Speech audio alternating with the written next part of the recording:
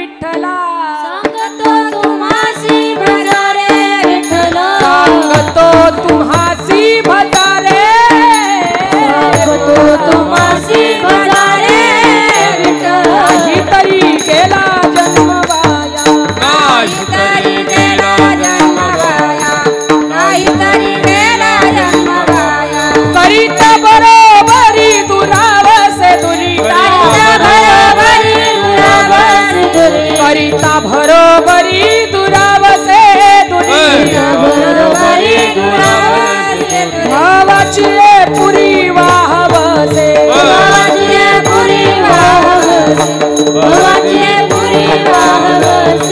न लगे एक भावाची कारण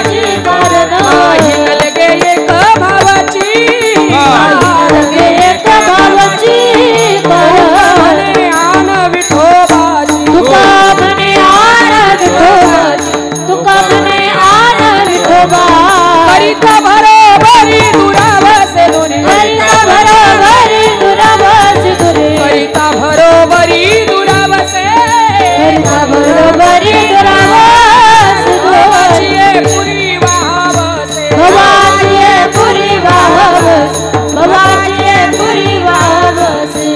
विठोबा कुमार विठोबा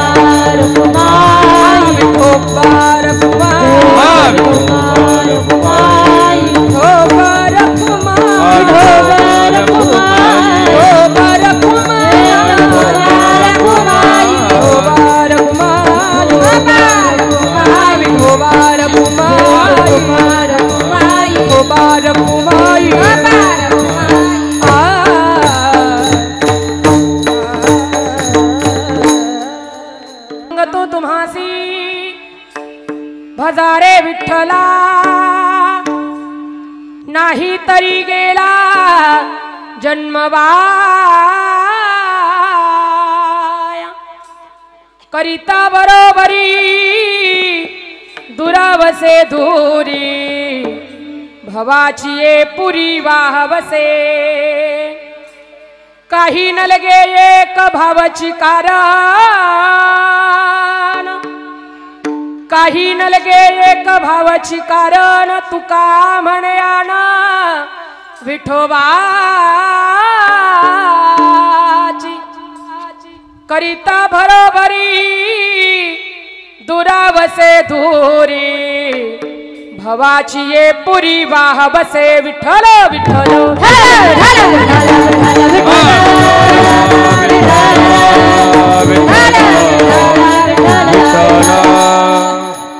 जयांचे केलिया स्मरण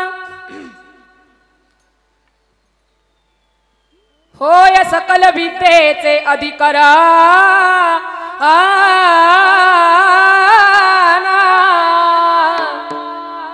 तेची वंदू श्री चरण श्री गुरूंचे ते नमस्कार नियता नमो विठ्ठला राजया पांडुरंगा नमो रुक्मिणी माऊली ज्ञान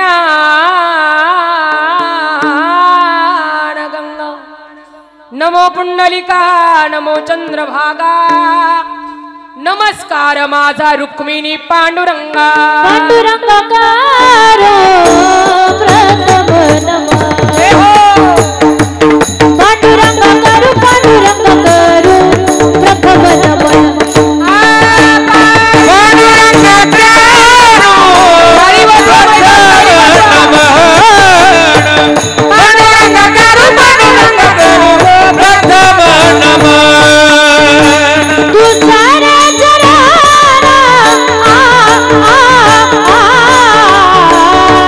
संताजी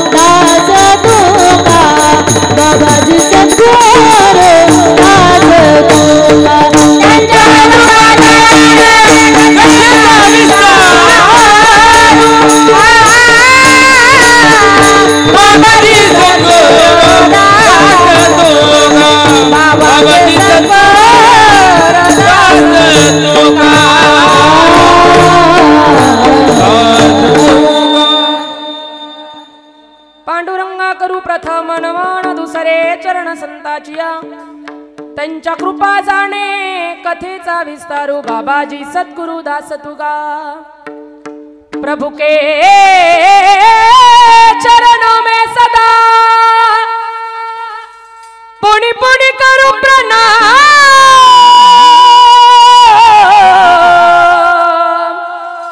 ऐसी माया तरी रे मेरे प्रियतम शाह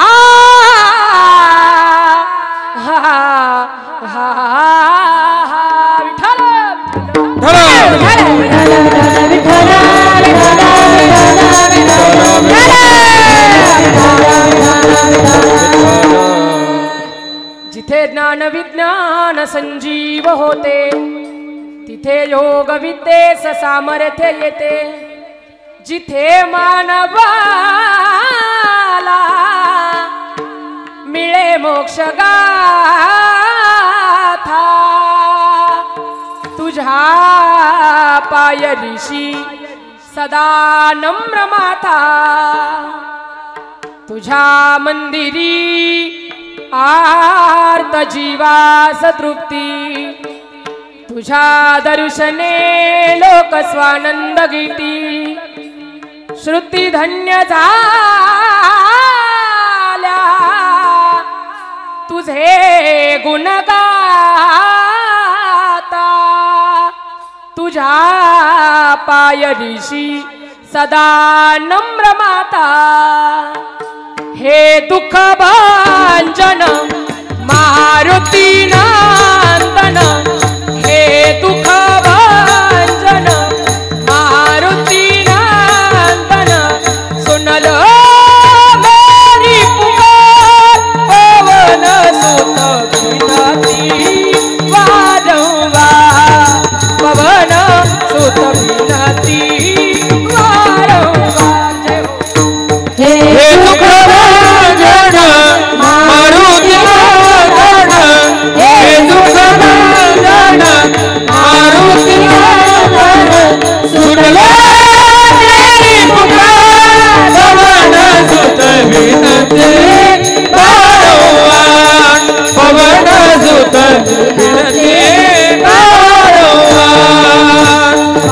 से थे नव के दाता दुखियों के तुम भाग्य विधाता दुखियों के तुम भाग्य विधाता सिया रे बके जसवरे सिया रे बके जसवरे परलो मेरा उद्धार पवन सुत विनती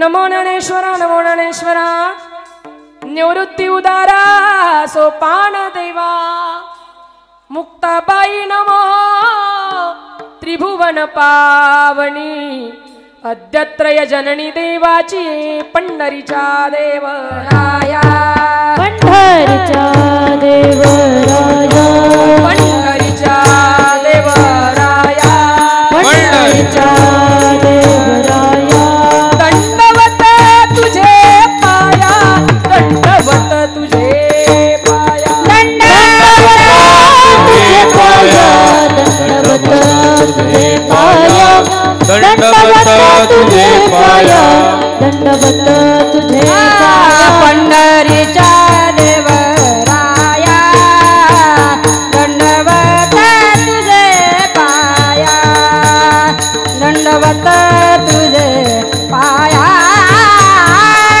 दंडवत तुझे पाया पंढरीच्या देवराया दंडवत तुझे पाया दंडवत तुझे पाया दंडवत तुझे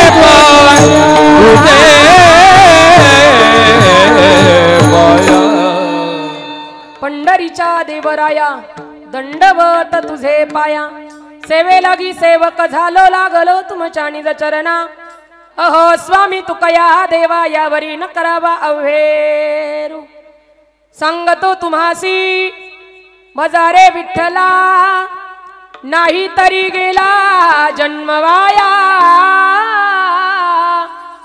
करिता बरोबरी दुरावसे धुरी भवाची पुरी वाहवसे प्रस्तुत कीर्तनरूपी सेवे करता निवडलेला अभंग जगद्गुरु जगत वंदनीय महाराष्ट्र भूषण जगद्गुरु तुकोबर आहे चैतन्य भूषण पाषांड दूषण कथामृत आषण जिजाऊ रमण देहूचे सुप्रसिद्ध साधू तुकोबर यांचा 3 चरणाचा आणि मृत्यू लोकात जन्माला आल्यानंतर सजीवापासून तर निर्जीवापर्यंत काश्मीर पासून कन्याकुमारी पासून तर हिमालयाच्या कुंतलगिरी पर्वतापर्यंत सगळ्यांना हत्तीपासून तर मुंगीपर्यंत हिताचा मार्ग सांगणारा अभंग सेवे करता निवडलाय विठ्ठल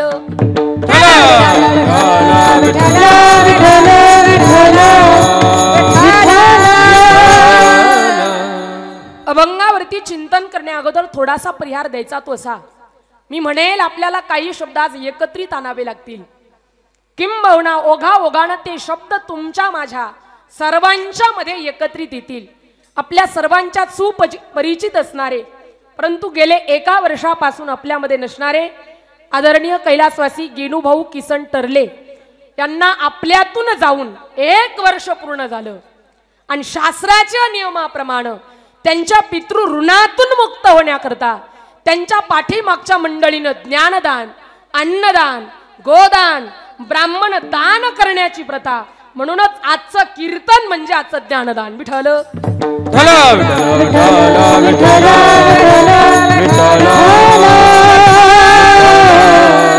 आपण पितृ ऋणातून मुक्त व्हावं याच्याकरता टर्ले परिवारानं केलेला हा खटाटोप आहे ही सगळी जमलेली मंडळी म्हणजे आमच्या गेनूभाऊंच्या जीवनातली श्रीमंती आहे जीवन जगत असताना त्यांनी केलेल्या कार्याची पावती आहे तुम्ही सर्वजण त्यांच्या प्रथम पुण्यस्मरणानिमित्त उपस्थित आहात त्यांच्या पाठीमागे त्यांचा मोठा टर्ले परिवार आहे पण विशेषतः गंगा भागीरथी लीलाबाई गेनू टर्ले त्यांच्या पत्नी तसेच श्री विलास गेनू टर्ले मुलगा श्री संतोष गेनू टर्ले मुलगा आणि सौ रोहिणी बाळासाहेब कमानकर मुलगी तसेच गेनू भाऊंचे सर्व भाऊ असतील पुतण्या नातू सून असा संपूर्ण टर्ले परिवार आणि या परिवारातील या दादांना जाऊन 1 वर्ष पूर्ण झालं मी म्हणेल या दुःखातून सावरण्याची शक्ती टर्ले परिवाराला भगवंतानं द्यावी आणि या बाबांना चांगली जागा चांगलं स्थान चांगला मार्ग भगवंतानं द्यावा एवढी भगवान परमात्म्याकडे मी विनंती करेल आणि अभंगाच्या पदापदाचं चिंतन करण्याकरता मी प्रवृत्त होईल विठ्ठल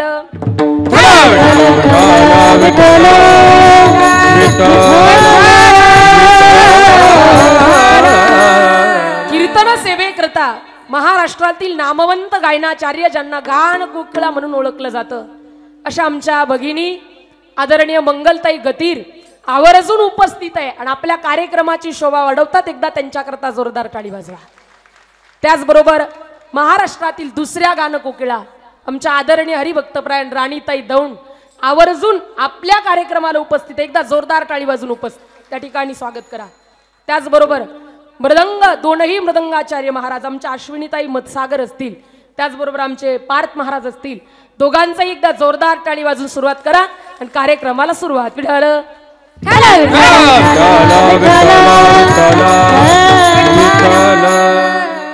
आणि विशेषतः टाळकरी मंडळ त्यांच्याशिवाय आम्ही सगळे अपूर्ण नाही का या त्या ठिकाणी विद्यार्थी महिला यांच्याकरता मुली यांच्याकरता सुद्धा एकदा जोरदार टाळी वाजवा सर्वांना कोटी कोटी धन्यवाद ज्यांच्या माध्यमातून आमचं इथपर्यंत येणं झालं आणि ज्यांच्या माध्यमातून माझा आवाज तुमच्यापर्यंत पोहोचवला जातो अशी राम लखन साऊंड सिस्टीम शिंगवे आणि आमचे नवनाथ दादा यांच्यामुळे तुमच्यापर्यंत येण्याचा योग आणि सेवा करण्याची संधी नवनाथ भाऊला सुद्धा कोटी कोटी धन्यवाद विठ्ठल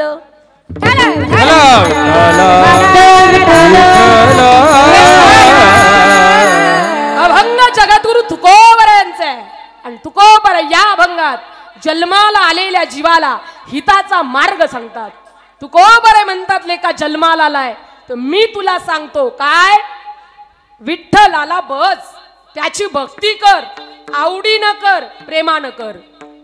पण काही लोकांनी तुकोबरांना उलटा प्रश्न केला, का हो तुकोबार आहे, आम्ही नाहीच त्याला भजलो तर.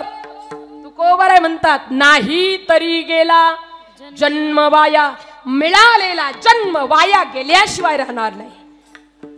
या प्रपंचात किती भरोभरी करण, किती कमव, पण एक दिवस भव नदीच्या पुरात तुला वाहवत जावं लागेल वेड्या. जीवन जगतो ना, फक्त तुझ्या अंतःकरणातला भाव जगाच्या मालकाच्या चरणी ठेव, तुझ्या मिळालेल्या जन्माचं सार्थक होईल. हा झाला अभंगाचा सरळ सरळ भावार्थ. आता तुम्हाला झोपायला अजिबात हरकत. महिला मंडळ झोपल्या का काय, इकडे मी इकडे इकडे ऐ. तुकोबरे म्हणतात बाबा जन्माला आला तर सांगतो तुम्हासी काय, भजा रे विठ्ठला, काय करा तर विठ्ठलाला भजा. पण समाजात काही काही लोक असे आहेत की त्यांनी तुकोबरांना प्रश्न केला, तुकोबाराय आम्ही तुम्हाला विचारलंच नाही, तुम्ही आम्हाला का सांगता. आम्ही जर तुम्हाला विचारलंच नाही तर तुम्ही आम्हाला का सांगता, कारण विचारल्याशिवाय सांगू नये असं शास्त्र आहे. तुकोबरे म्हणतात लेका, अरे विचारल्याशिवाय सांगू नये असं जरी शास्त्र आहे, तरी काही काही गोष्टी नाही विचारल्या तरी जगाला सांगाव्या लागतात. लेका हे सुद्धा शास्त्र आहे. विठ्ठल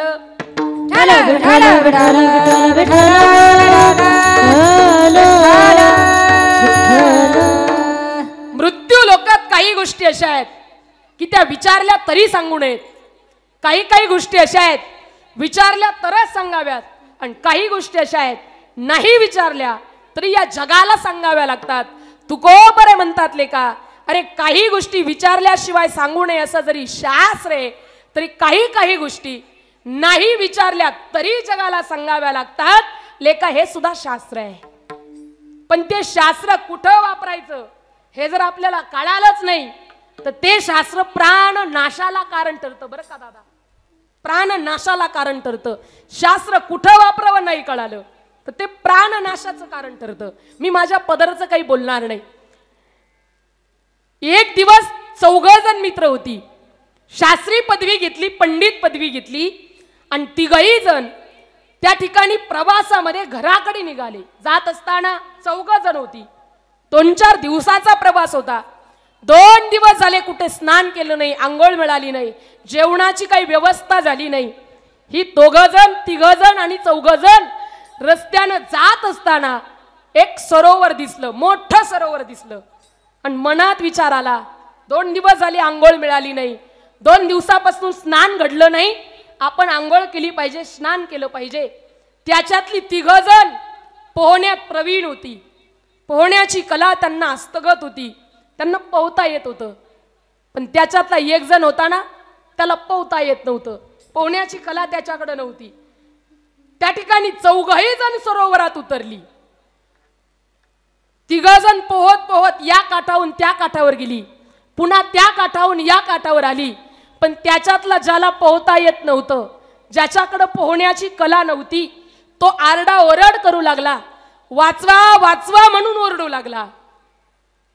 आता या 3घांनी पाठीमागं वळून पाहिलं तर पाहिल्याबरोबर दिसला आपला मित्र बुडतोय, आपला मित्र त्या ठिकाणी मरतोय. पण यांनी विचार केला, आपण शास्त्री आहोत, आपण पंडित आहोत, आपण अगोदर आपलं शास्त्र पाहिलं पाहिजे. म्हणून 3घही सरोवराच्या वरती आले, आपलं शास्त्र उघडलं, आणि शास्त्रात एक सूत्र सापडलं, सर्वम नाश समुत्पन्न अर्धम तेजती पंडितः. एखादी वस्तू सर्वतः नाश पावत असेल तर त्याच्यातली तुम्ही अर्धी का होईना उपयोगात आणली पाहिजे. या 3घांनी काय केलं, तटात उठली, एक तलवार घेतली आणि बुडणाऱ्या आपल्या मित्राचं मुंडकं कापून घरी घेऊन आले. शास्त्र कुठं वापरायचं नाही कळालं तर ते प्राण नाशाला कारण ठरलं. हे शास्त्र कुठं वापरावं. एखाद्याला व्रण नावाचा रोग झाला, आणि तो रोग पायाच्या अंगठ्यापासून सुरुवात करतो. बरं का, तुम्ही दवाखान्यात गेलात आणि डॉक्टर साहेबांना सांगितलं, साहेब तुमचा आपल्याला अंगठा काढावा लागेल, तुम्हाला व्रण नावाचा रोग झाला. यानं सांगितलं डॉक्टर साहेब माझ्या पायाचा अंगठा आणि मी आणि काढून टाकू, जमणार नाही. डॉक्टर साहेब म्हटले नका काढू. पुढच्या वर्षी पुन्हा दवाखान्यात ऍडमिट. डॉक्टर साहेबांना सांगितलं साहेब तुमचा पाय आता घोट्यातून काढावा लागेल, आजारानं वरती प्रवेश केलाय. यानं सांगितलं साहेब माझा पाय मी काढणार नाही. डॉक्टर साहेब म्हणतात नका काढू. पुढच्या वर्षी पुन्हा दवाखान्यात ऍडमिट. डॉक्टर साहेबांना सांगितलं साहेब आजारानं वरती प्रवेश केलाय, तुमचा पाय आपल्याला गुडघ्यातून काढावा लागेल. हा म्हणतो माझा पाय आणि मी आणि गुडघ्यातून काढून टाकू, जमणार नाही. डॉक्टर साहेब म्हणतात नका काढू, पण एक लक्षात असू द्या या वर्षी जर तुम्ही पाय गुडघ्यातून काढला नाही तर तुमचा पाय पुढच्या वर्षी आपल्याला मांडीतून काढावा लागेल. आणि नाहीच तुम्ही मांडीतून पाय काढला तर त्याच्या पुढच्या वर्षी तुम्हाला घरातून बाहेर काढावं. सुतळी बांबू नाही का, तुम्हाला घराच्या बाहेर काढावं लागेल. शास्त्र म्हणतं अहो पायाचा अंगठा काढल्यानंतर जर रोगाचा नायनाट होत असेल तर काय हरकत आहे पायाचा अंगठा काढायला. हे शास्त्र इथं वापरायचं. सर्वम नाश समुत्पन्न अर्धम तेजती पंडितः. तर बुडणाऱ्या व्यक्तीच्या ठिकाणी वापरलं आणि त्याचं मुंडकं कापून घरी घेऊन आले. विठ्ठल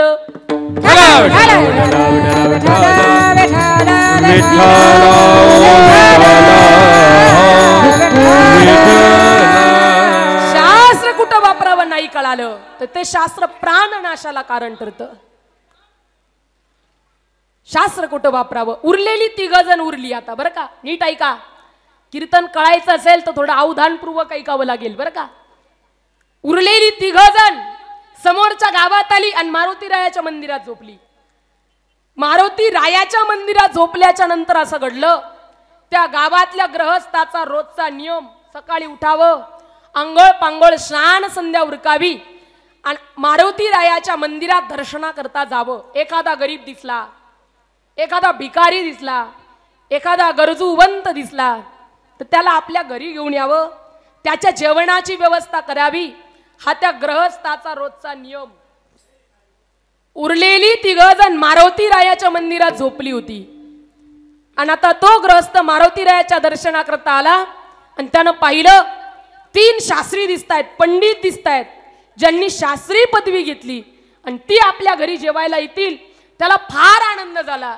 3घांनाही त्यानं बोलावलं आणि सांगितलं शास्त्रीजी माझा रोजचा नियम आहे, मी एकाला तरी माझ्या घरी जेवू घालतो. तुम्ही शास्त्री आहात, तुम्ही पंडित आहात, तुम्ही माझ्या घरी जेवायला आलं पाहिजे. आता यांना भुकाच लागलेल्या होत्या. 2-3 दिवसाचं जेवण बाकी होतं. काय करावं कळत नव्हतं. म्हणून ही 3घही जण त्याच्या बरोबर त्याच्या घरी जेवणाकरता निघाली. पण घरी जात असताना असं घडलं की एखादा पाहुणा घरी जेवायला यायचं म्हटलं तर जेवण पूर्व नियोजित असावं लागतं. बरोबर ना महिला मंडळ? मी बोललेलं कळतं ना. एक जरी पाहुणा घरी जेवायला यायचं असेल तर जेवण पूर्व नियोजित असावं लागतं. कारण आमच्या महिला मंडळ स्वयंपाक करता करता एकाचा सोडून 10चा स्वयंपाक करतील बरं का. पुरुष मंडळी एका माणसाचा सोडून 10 माणसाचा स्वयंपाक करतील. पण एकदा का स्वयंपाक झाला, किचन धुतला, भांडी घासून पाटीत पालती घातली आणि नेटकच बाई सोप्यावर बसली आणि इतक्यात नवऱ्याचा फोन आला. हॅलो काय करती? म्हणे काही नाही आत्ताच बसले. त्यानं सांगितलं अगं जरा 2-4 मित्र घरी जेवायला येणार होते. ती म्हणते का हो तुम्हाला सकाळीच नव्हती का? काय काय विठ्ठल विठ्ठल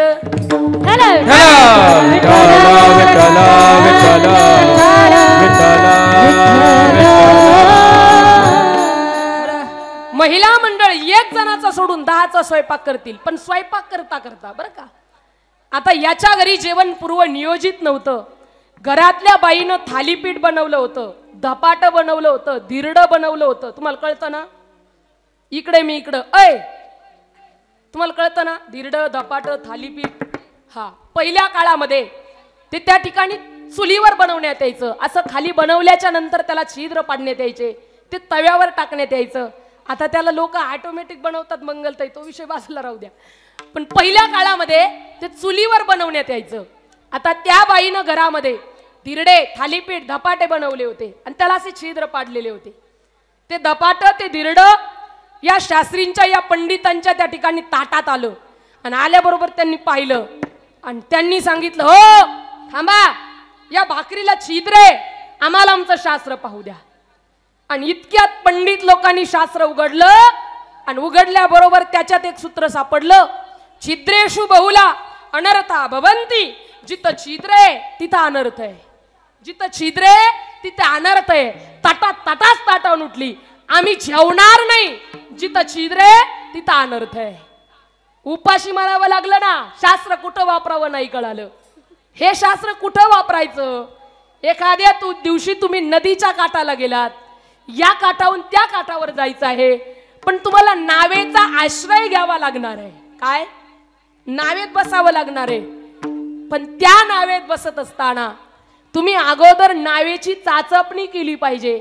या नावेला कुठं छिद्र तर नाही ना, आणि छिद्र असेल तर तिथं अनर्थ आहे. हे शास्त्र इथं वापरायचं. माऊली सुद्धा ज्ञानेश्वरीत म्हणतात, या लागी शत जरजर नावे रिगोनी केवी निश्चिंत व्हावे. काय? जिथं छिद्र आहे तिथं अनर्थ आहे. हे शास्त्र इथं वापरायचं. तर भाकरीच्या ठिकाणी वापरलं आणि उपाशी मारावं लागलं. विठ्ठल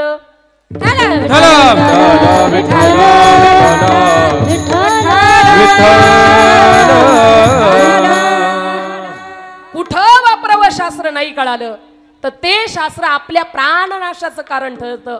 म्हणून तुकोबर म्हणतात लेका, अरे काही गोष्टी विचारल्याशिवाय सांगू नये. असं जरी शास्त्र आहे तरी काही गोष्टी नाही विचारल्या तरी जगाला सांगाव्या लागतात लेका. हे सुद्धा शास्त्र आहे. काही गोष्टी विचारल्या तरी सांगू नका, काही विचारल्या तरच सांगा, आणि काही नाही विचारल्या तरी जगाला सांगाव्या लागतात. एखाद्या दिवशी गावात बसलेले आहात आणि बसलेले असताना तुमच्या जवळून एक गाय जीवाच्या आकांतानं पळती आहे, धावतीये ती गाय, आणि 5-10 मिनिटांनं तिचाच पाठलाग करत एखादा कसाई तुमच्या जवळ आला आणि त्यानं विचारलं, का हो या ठिकाणाहून जाताना तुम्ही एखादी गाय पाहिली का? विचारलं ना कसायानं तुम्हाला, तरी तुम्ही त्याला त्या गायीचा पत्ता कधी देऊ नका. विचारलं तरी सांगू नका. का? आणि जर तुम्ही गायीचा पत्ता सांगत असाल तर शास्त्र म्हणतं निम्म गो हत्येचं पातक तुमच्या डोक्यावर बसल्याशिवाय राहणार नाही. गाय या दिशेला गेली असेल तर तुम्ही या दिशेचं बोट दाखवा. कधीच कसायानं विचारलं तरी गायीचा पत्ता सांगू नका. विठ्ठल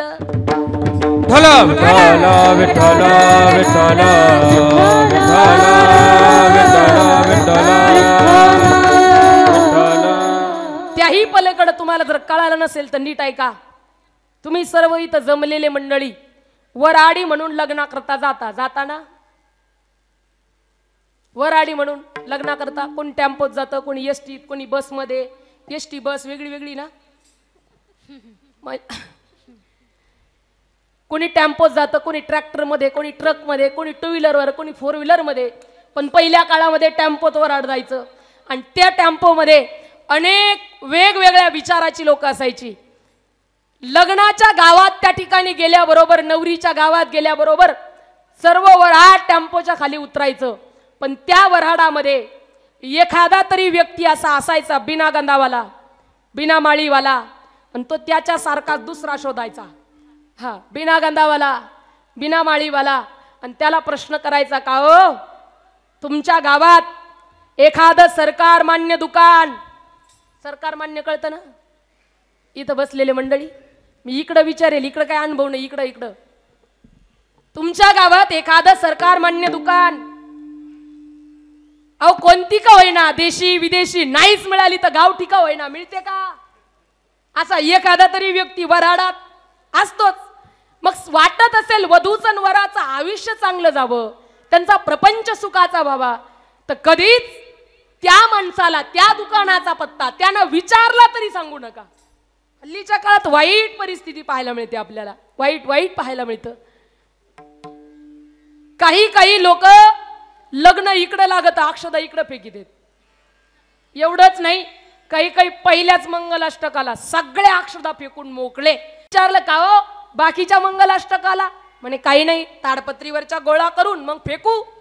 ही आजची अवस्था आहे. वाटत असेल त्यांचं आयुष्य सुखाचं आणि समृद्धीचं जावं तर त्यानं तुम्हाला त्या दुकानाचा पत्ता विचारला ना तरी आपण सांगू नाही. विठ्ठल विठ्ठल विठ्ठल विठ्ठल विठ्ठल विठ्ठल विठ्ठल विठ्ठल. काही गोष्टी आपल्याला विचारल्या तरच सांगायच्या.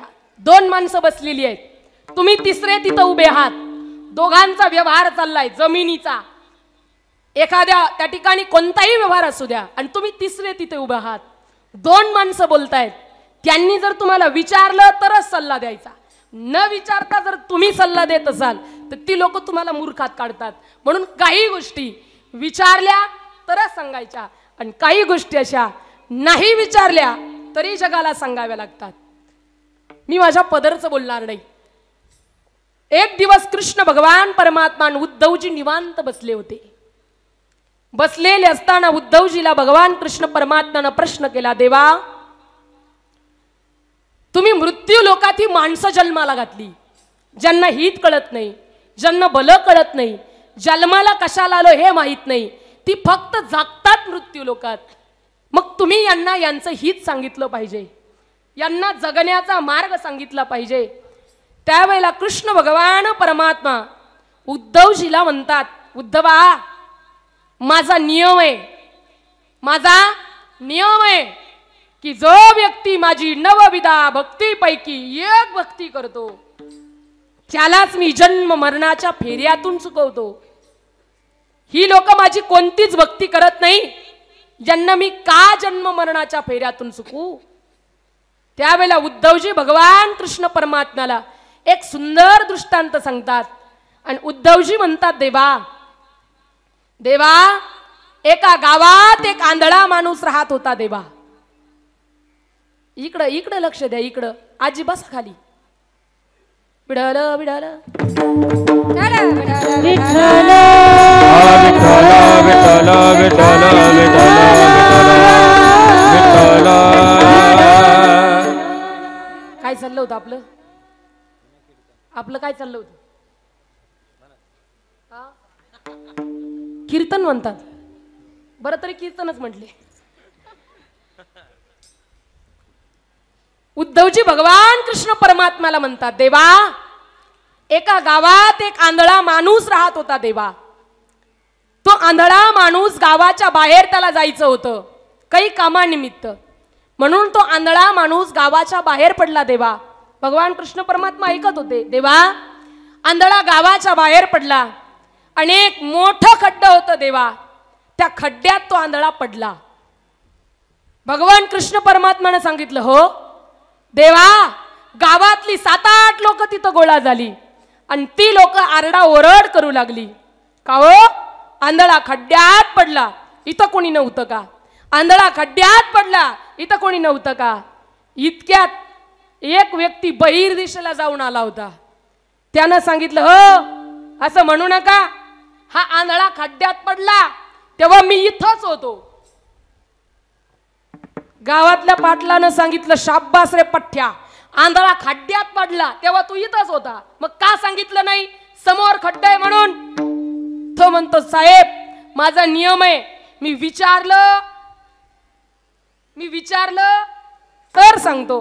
पाटील म्हणतो, तुला यानं विचारायला पाहिजे होतं नाही का समोर खड्डा आहे? हो हो आंधळ्यानं मला विचारायला पाहिजे होतं समोर खड्डा आहे की नाही म्हणून.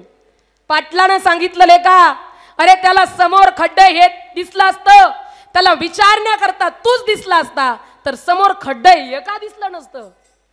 उद्धवजी म्हणतात, देवा अहो आंधळा खड्ड्यात पडतो हे आपण पाहावं डोळसानं आणि पुढे निघून जावं नाही का? त्यावेळेला भगवान कृष्ण परमात्मा म्हणतात, नाही उद्धवा, डोळसानं आंधळ्याच्या हाताला धरावं आणि खड्ड्याच्या पुढे नेऊन घालावं. देवा मग ही आंधळी माणसं आहेत, ज्यांना समोर खड्डे हे माहित नाही, ज्यांना जीवनाचं हित कळत नाही. देवा या लोकांना यांचं हित आपण सांगितलं पाहिजे ना, डोळसानं त्यांचा हात धरला पाहिजे ना.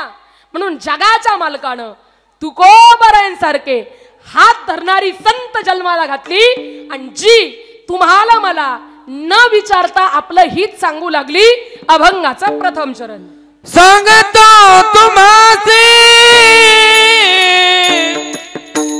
भजारे विठ्ठला सांगतो तुम्हासी भजारे विठ्ठला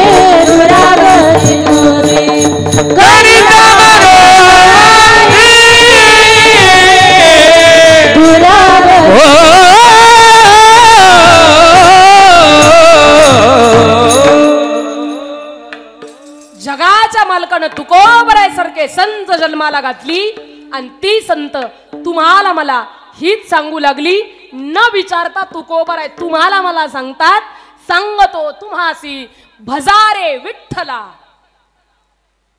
तुकोबराय म्हणतात विठ्ठलाला भजा. मग काही लोक तुकोबरायला प्रश्न करतात का हो तुकोबराय त्याला भजायचं म्हणजे नेमकं काय करायचं. बरं भजायचं इथपर्यंत मान्य आहे पण ते भजायचं इतकं सोपं आहे का साधं आहे का सरळ आहे का आम्हाला करण्याजोगं आहे का. आणि का हो तुकोबराय आम्ही नाहीच बसलो तर. तुकोबरायला अनेक प्रश्न विचारलेले आहेत का हो तुकोबराय आम्ही त्याला भजायचं. तुकोबरायच भजायला सांगतात असं नाही सर्व साधू संत तुम्हाला मला सांगतात. कबीर महाराज म्हणतात राम भयो तुम राम भयो काय करा त्याला भजा.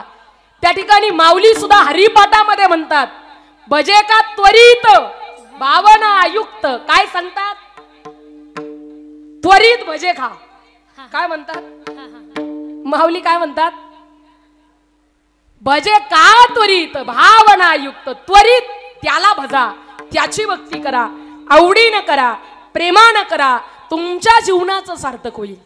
जन्माला आलात ना मिळालेल्या जन्माचं सार्थक झाल्याशिवाय अनेक हे ज्ञान नाही कोठे अनेक हे ज्ञान हो नाही कोठे अनेक हे ज्ञान हो नाही कोठे अनेक हे ज्ञान हाती दही घडे देवाचे भजन टाळी टाळी भाई बाप टाळी. अनेक हे ज्ञान नाही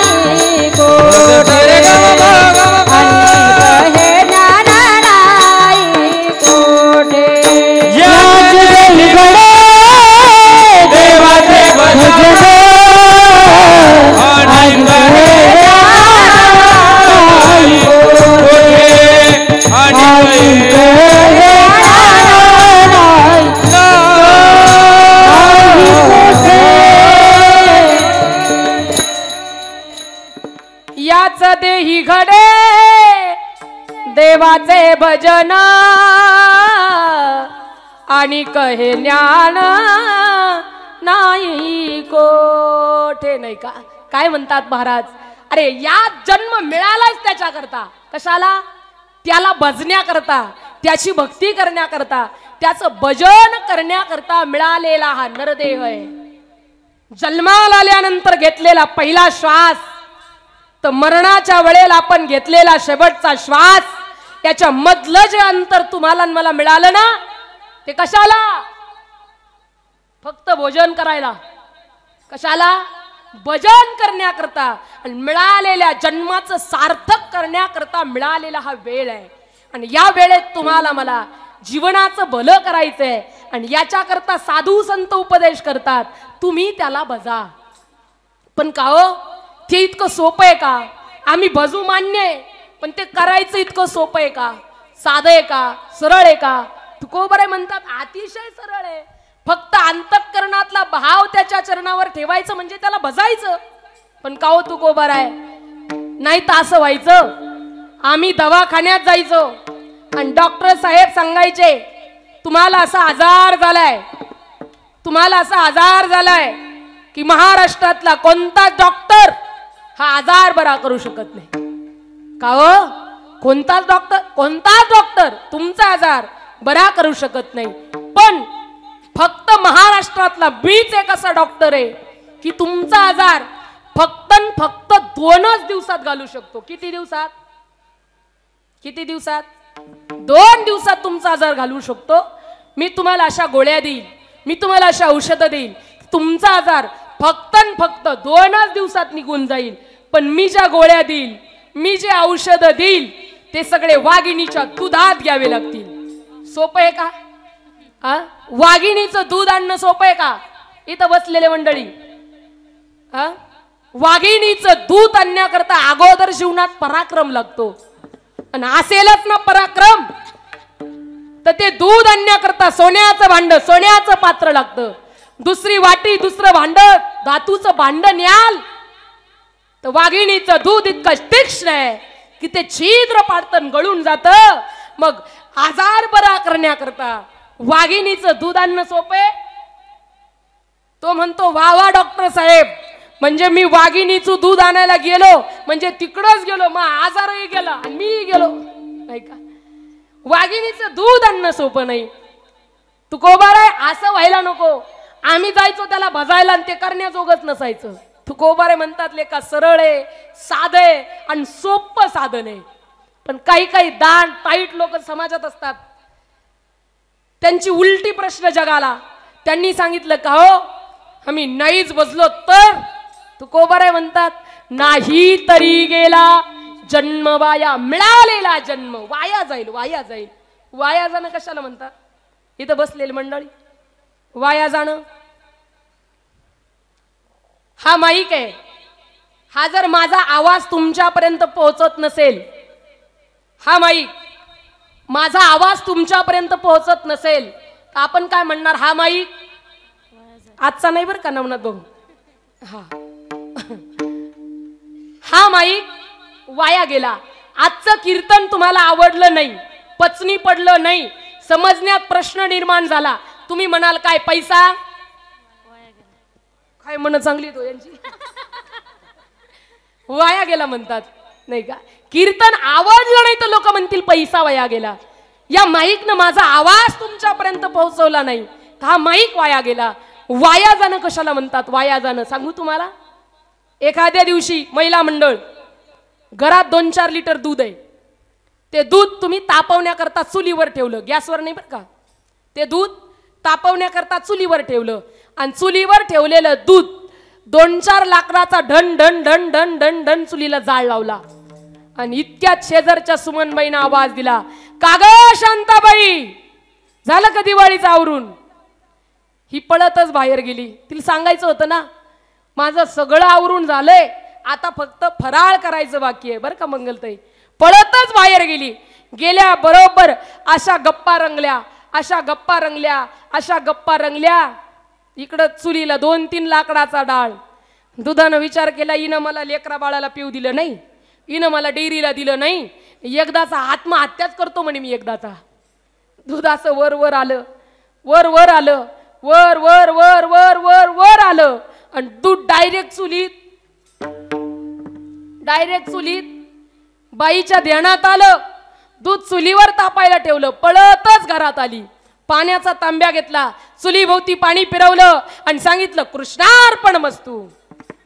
होईल का देवाला प्राप्त? अहो ते वाया गेलं, चुलीत गेलं, याला वाया जाणं म्हणतात. विठ्ठल विठ्ठल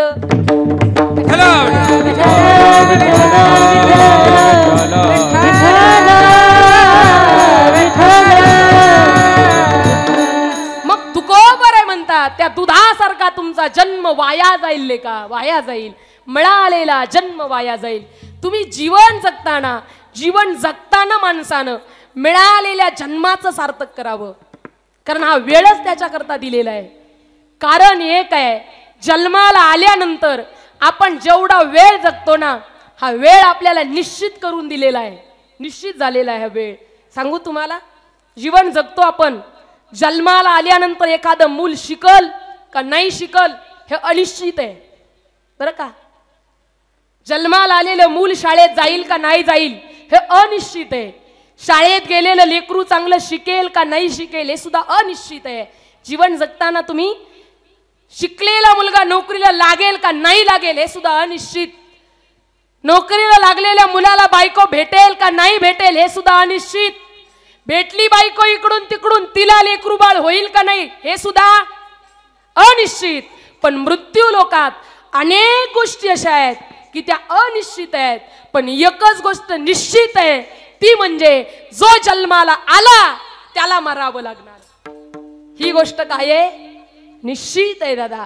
जो जन्माला आला त्याला इथं मरावंच लागतं. येथे बुर नाही आले अवतार, येथे बुर नाही आले अवतार, येथे बुर नाही आले अवतार, येथे बुर नाही आले अवतार. यारत पामर जीव कीर्ती, यारत पामर जीव कीर्ती, येथे बुर नाही आले अवतार, येथे बुर नाही आले अवतार.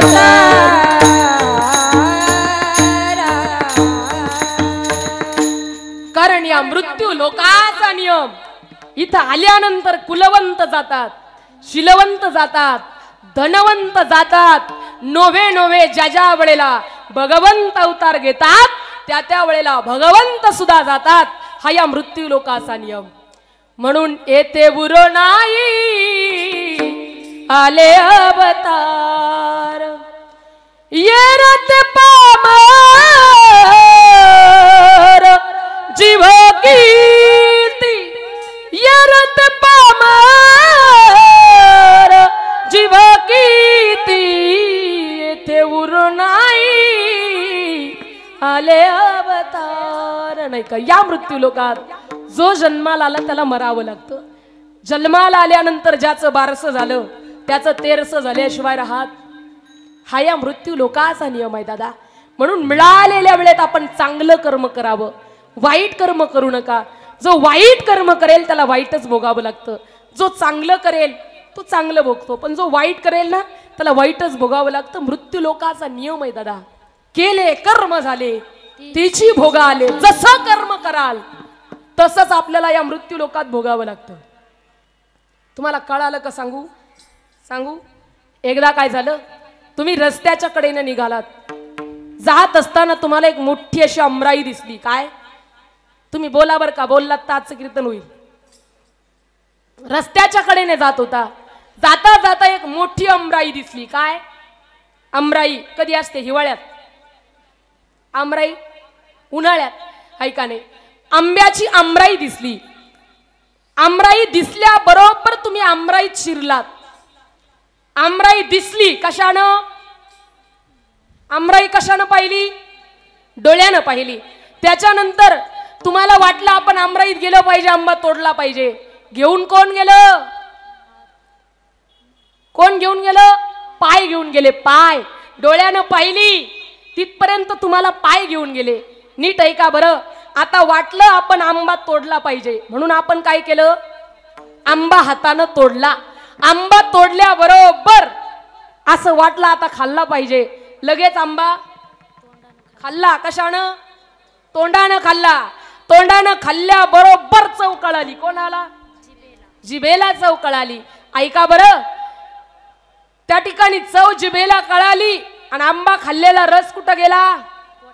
पोटात गेला. पोटात. आणि थोड्या वेळानं तिकडून आमराईचा मालक आला आणि आल्याबरोबर त्यानं बद बद बद बद बद बद बद बद बद बदडलं. कोणाला? कोणाला? नीट ऐका बरं.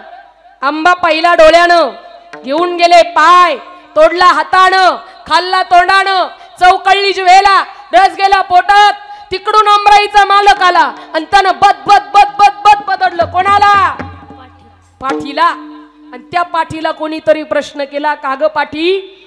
अगं आंबा पहिला डोळ्यानं, घेऊन गेले पाय, तोडला हातानं, खाल्ला तोंडानं, चौकळली जिभेला, रस गेला पोटात आणि तू विनाकारण मार खाल्ला.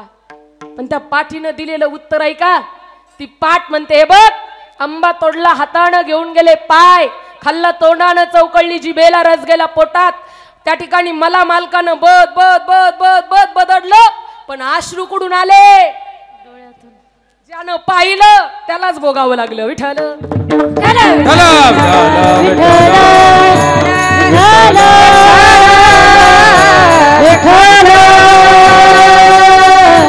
आपण जसं कर्म करू तसं आपल्याला भोगावं लागतं. म्हणून तर साधू संत तुम्हाला मला सावध करण्याचा प्रयत्न करतात. सावध व्हा आणि सावधानतेनं मिळालेल्या वेळेत तुमच्या जीवनाचं भलं करा.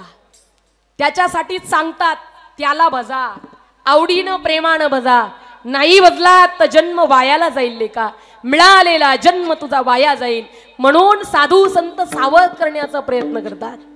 रामदास स्वामी लग्नाच्या मंडपात उभे राहिले आणि ब्राह्मण बुवानं सांगितलं, सावधान.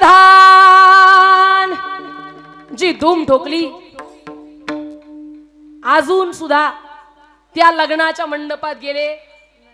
तुम्हाला आणि मला जर ब्राह्मण बुवा म्हटले सावधान, आपण नेमकं त्याच वेळेला बेसावध.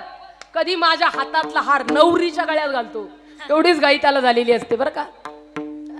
रामदास स्वामी सावध झाले, जगाला सुद्धा सावध करतात. रामदास स्वामी म्हणतात, लेका 100 वर्षाचं आयुष्य मिळालंय तर सावध हो आणि सावध होऊन भक्ती कर. तुझे जन्म सार्थकी लागेल लेका. सावध करण्याचा प्रयत्न. सावध सावधान, सावध सावधान, वाचे वदा नारायण. सावध करताय. 100 वर्षाचं आयुष्य मिळालंय तर सावध व्हा आणि सावध होऊन भगवंताची भक्ती करा. सावध सावधान, वाचे वदा नारायण. 10 वर्ष बालपण, 20 वर्ष तारुण्य, अंगी भरला मदन, मग तो कैचा सावधान.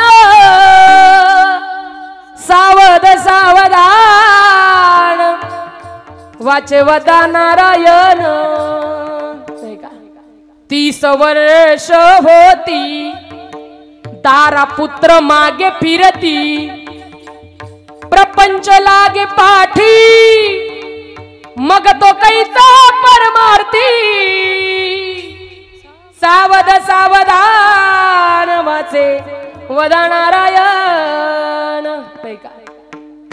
40 वर्ष होती, डोळा 40 आली. आपण 40 वर्षाचे झालो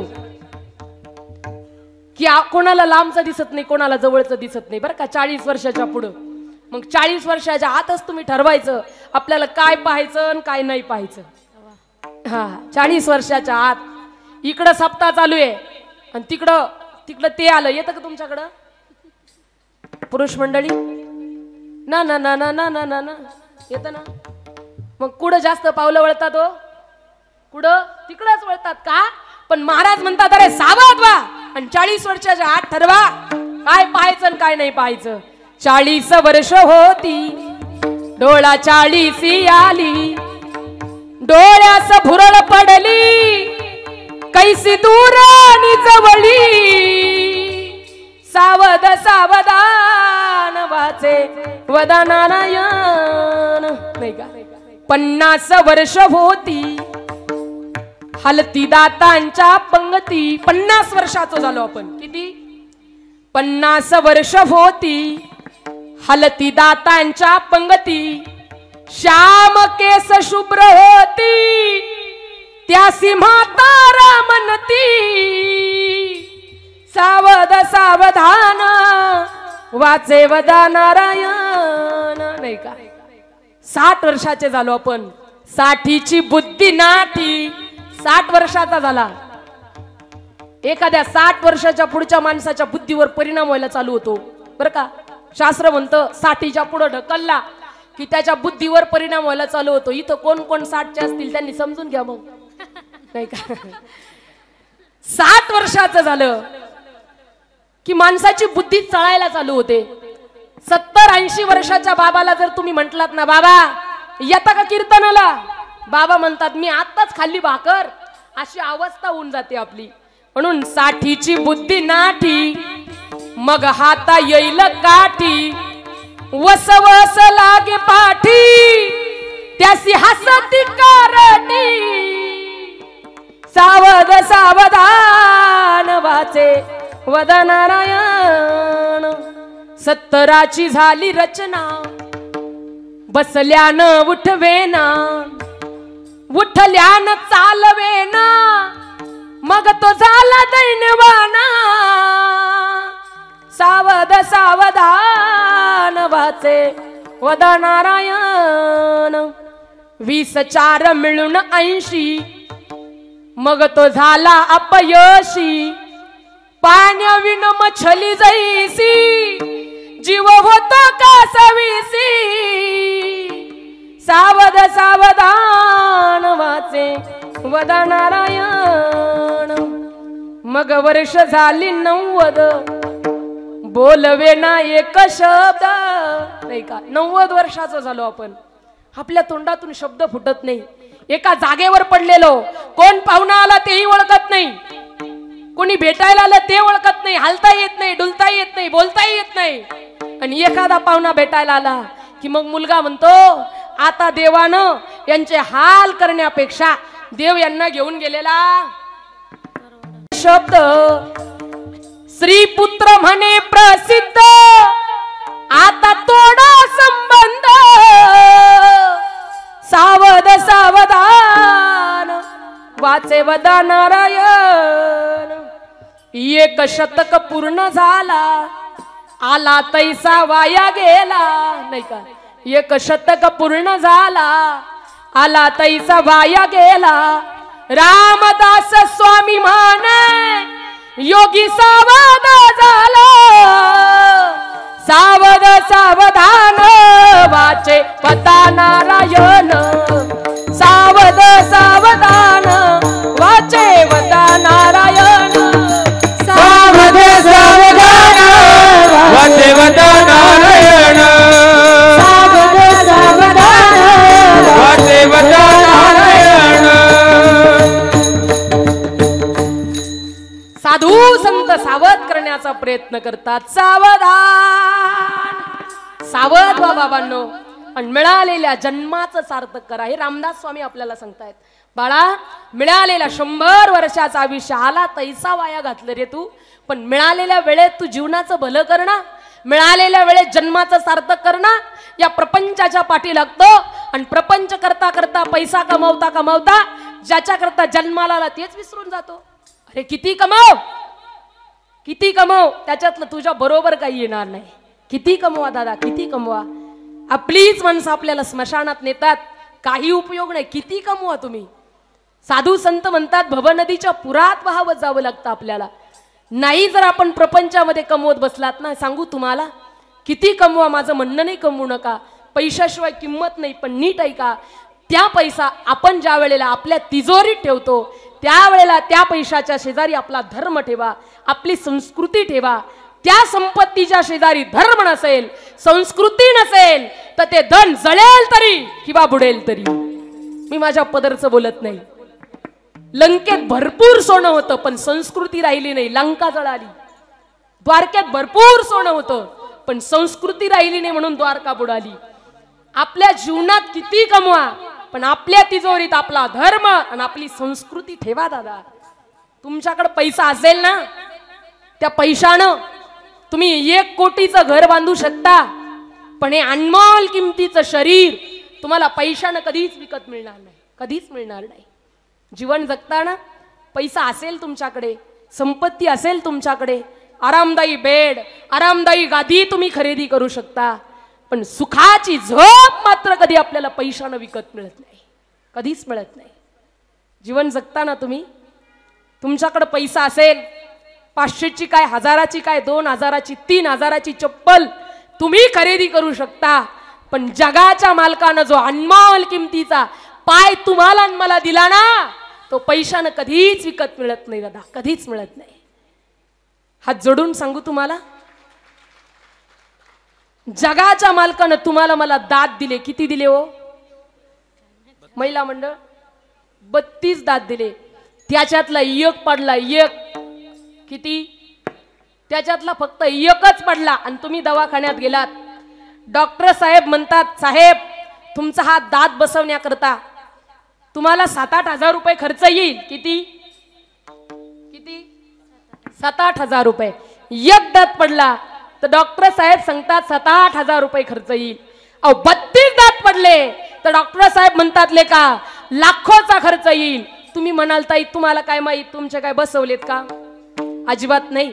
पण लोकांच्या सांगण्यावरून, विज्ञानानं लावलेल्या शोधावरून मला माहित आहे, एक दात पडला तर 7-8 हजार रुपये खर्च आहे. 32 दात पडले तर तेवढे बसवण्याकरता लाखोचा खर्च आहे. पण जगाच्या मालकानं तुम्हाला मला 32च्या 32 फुकट दिली, फुकट. कशाला? हाड चघळायला? तोंड कशाला दिलं? त्याचं भजन करण्याकरता मिळालेला हा नरदेह आहे. घे घे माझे वाचे, घे घे माझे वाचे, घे घे माझे वाचे, घे घे माझे वाचे. गोड नाम विठोबाचे, गोड नाम विठोबाचे.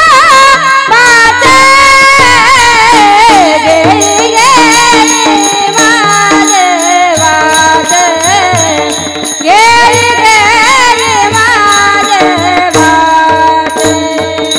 गोड नाम विठोबाचे, गोड नाम विठोबाचे. घे घे माझे वाचे, घे घे माझे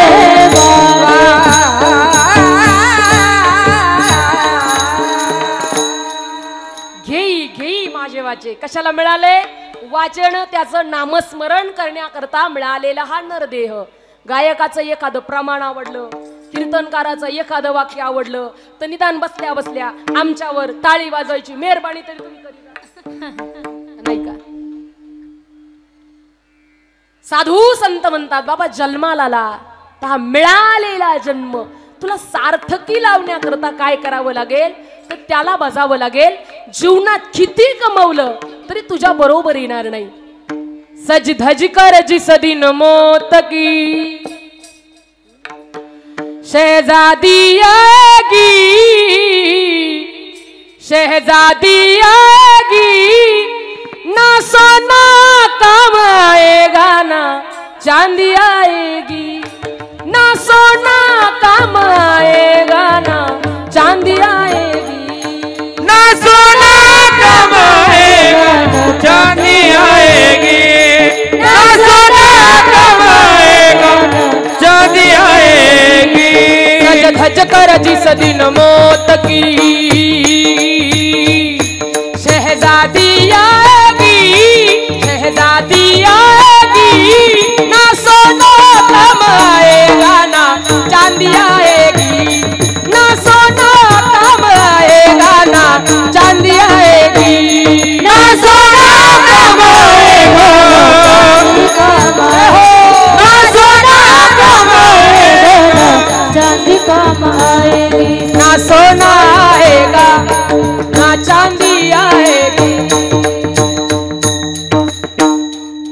कमवा, किती कमवा, ज्या दिवशी मरण बोलवेल ना त्या दिवशी तुमच्या बरोबर काही येत नाही. आपलीच माणसं आपल्याला स्मशानात नेल्याशिवाय राहत नाही. ज्याला माझं म्हणता, ज्याला तुम्ही माझं म्हणता, ती माणसं तुम्हाला स्मशानात नेतात. सगळ्यात पुढं कोण असतं? सगळ्यात पुढं ज्याच्याकरता हाडाचं काढण रक्ताचं पाणी केलं जातं, सगळ्यात पुढं मुलगा नाही का? ज्याच्याकरता आयुष्यभर कष्ट केले जातात तोच आपल्याला सगळ्यात पुढे न्यायला. आपल्या मुलाकरता तुम्ही 1 कोटीचा काय 2 कोटीचा बंगला बांधा, एखादा तरी मुलगा म्हणतो का हो नाही नाही माझ्या बापानं 2-4 लाखाचं नुसतं बाथरूमच बांधलं तर माझ्या बापाला बाथरूम मध्ये आंघोळ घालतो असं म्हणतो का कधी? किती कमवा, शेवटची आंघोळ दारातच घातली जाते दादा. किती कमवा, किती संपत्ती कमवा, जीवनात काही काहीची कॉलर टाईटच असते. पठ्ठ्यानं 1 कोटीचा बंगला बांधला, अरे 1 कोटीचा बांध नाही तर 2 कोटीचा बांध, तुझी पोरं तुला छतावर जाळणार नाही. कितीचा बांध, किती बरोबरी कर, तुला 1 दिवस वाहवत जावं लागेल, विसरू नको. जीवन जगतो ना, ज्यांना माझं म्हणतो तीच तुझी नाही. नाही रे नाही कोणाचे नाही रे नाही कोणाचे नाही रे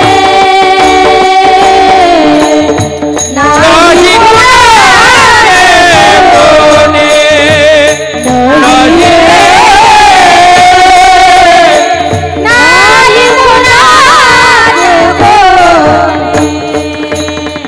बहीण कोणाची, भाऊ कोणाचा, कोण कोणाचे सुखे सोय रे. बहीण कुणाचे, भाव कुणाचे, कोण कुणाचे सखे सोय रे. मेल्या मागे सर्व राहिले तुटतील धागे दोरे. हो मेला मागे सर्व राहिले तुटतील धागे दोरे.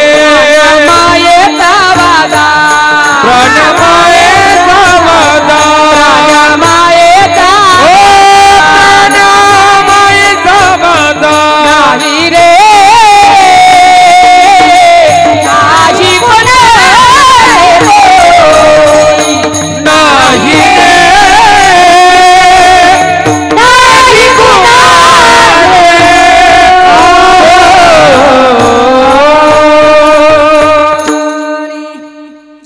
बहीण कोणाची, भाऊ कोणाचा, कोण कोणाचे सखे सोय रे. मेल्या मागे सर्व राहिले तुटतील धागे दोरे. प्राण्यमायेचा बाजार, प्राण्यमायेचा बाजार नाही रे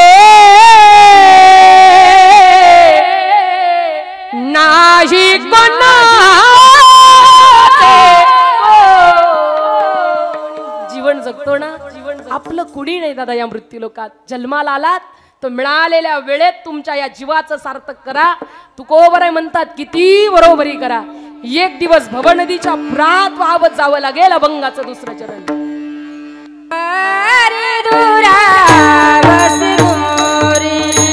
करिता बरोबर करिता बरोबर बस दोरे. करिता बरोबर पुरा बसी दोरे. ताली वाजवा बाबा, ताली वाजवा.